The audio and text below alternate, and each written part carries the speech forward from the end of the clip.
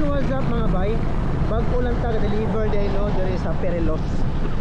And dili lang ako i-mention ang name sa akong customer karon mga bay, which is para na ako negative kay naka-timing ko customer ba nga walay initiative. Nag-order siya mga bay, ipa-deliver niya mismo sa iyang pin location, sa iyang area, sa iyang palay. And naabot ko nga to mga bay. Diba? Pag-abot na ko, ang storya sa mga staff niya, ilakaw ang ilang amo. Bago lang din ilakaw, nagtuog mall. Hindi na natin solve mga bay, no? Kaya, ang ako lang mga bay ba, ang tanaw manggod sa mga tao, sa mga rider, ubos tayo. Mawagin tanaw sa mga rider, mga tanaw sa mga tao dito sa mga delivery rider, diba?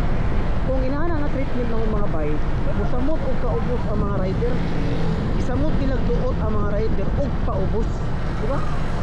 Kung na ako ang kuhan ba, punto ba, naunta ba, order man gani mo, magbutang tag initiative ba nga ibilin ang kwarta sa guard or ibilin ang kwarta sa nabinlan sa balay, which is inyong mga tao, diba? So I hope no nga dili ni maabot, dili makasinati ang ubang rider ba, dili lang kay Dory rider kundi sa tanang rider sa Pilipinas o sa kalibutan na ayaw tao ninyo ipaubos og taman. Ubos kayo, ubos man gani yung tanaw sa mo inyo pa yung gisamot og paubos, diba? Franka, real talk. Ako ang tingog ang bande mga